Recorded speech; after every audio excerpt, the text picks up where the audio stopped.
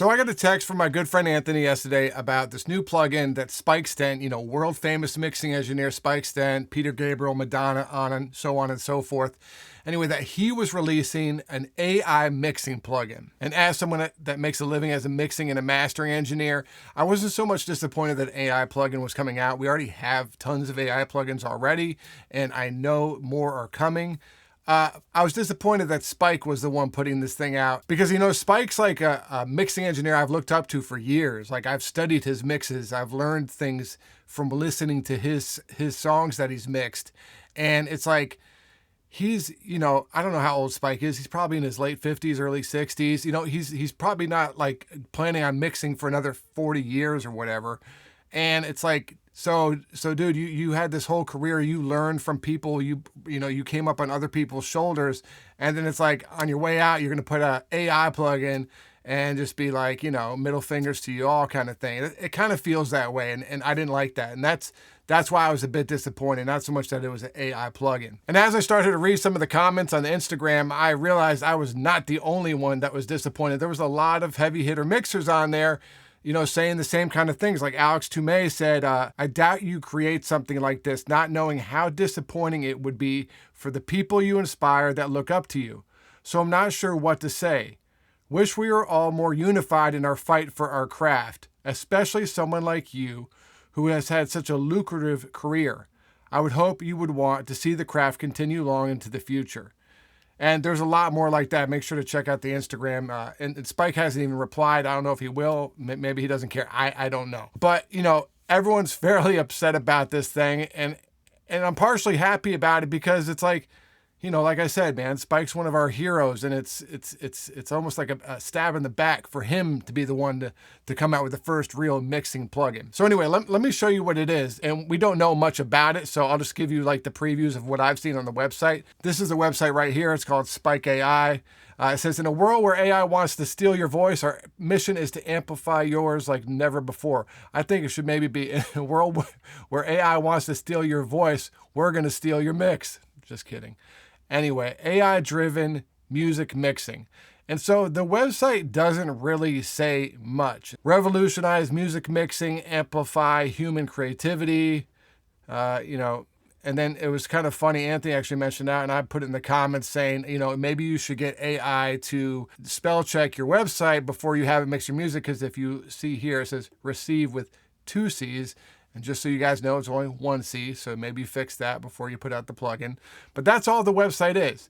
Then there's some sort of music connection with the website Music Connection at Spike, because they all seem to be kind of working together on this. And this kind of shows you, I guess, what the plugin is. And I'm sorry, guys, that I don't have a bigger version of this. I'll try to stretch it out, but it gets kind of pixelated.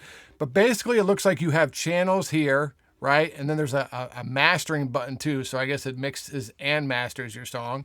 And maybe you plug all your channels into different plugins and then hit analyze and it does its thing. And then this looks like some sort of levels. I don't know, like this is all we know here. And then you're supposed to be able to tell it in regular language what you want it to do. Like there's this one comment that says, make it sound like a Dr. Dre record. So who knows what this actually does and how good it actually sounds. Some of the comments here says, the results are so good that Spike himself was blown away. I'm a great champion of moving forward, including when it comes to tech.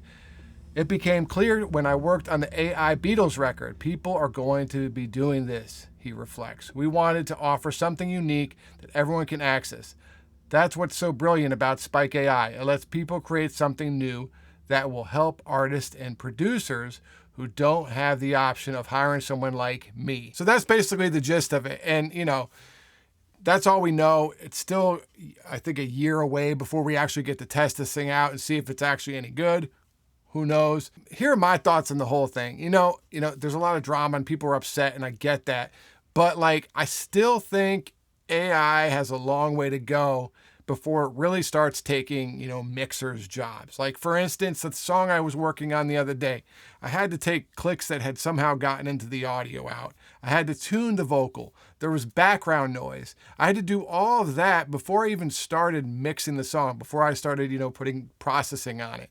So it's like, are you going to really be able to tell AI to like go through and make sure there's no clicks or artifacts in this, and then tune the vocal, and then do all this, and then mix it? You know, it's like there's a lot of steps and things that happen in the production process that I feel we're still pretty far away. And not to mention, like, everyone's voice is unique. Where you record the vocal is unique. Like, everything's different. There's no like, you know, this happens, you know, if X happens, Y happens. There's none of that really in the creation of music. So in that respect, I feel like we're still kind of far away. And the second thing, and probably even more importantly, is just taste. You know, I have a lot of clients that come back to me because they say my mixes sound wide and clear and you can hear everything.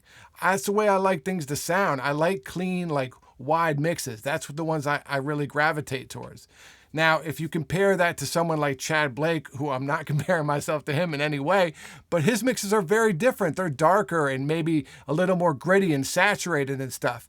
And funny enough, the newest Peter Gabriel album was mixed by Chad and Spike, and you can go and listen to both mixes, which is really a good studying thing to do.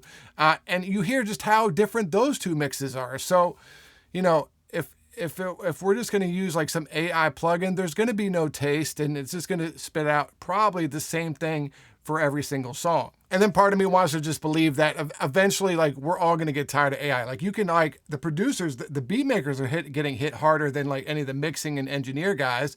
I mean, I can go type in like make a beat that sounds like this, and it will pop it right out, and I can go sing on it. And that's like a job that a producer might have had to sell a beat that's no longer there for him, you know? So like, I think though we're going to get to a point, if there's like everything's being AI, like I want to be a singer. I get a beat made by AI. I sing on it. I get it mixed by AI. And then it's like I put it out and get it mastered by AI. And it's like, so you just made a song all by yourself with all this AI stuff. And I can guarantee you all that stuff's going to start sounding the same.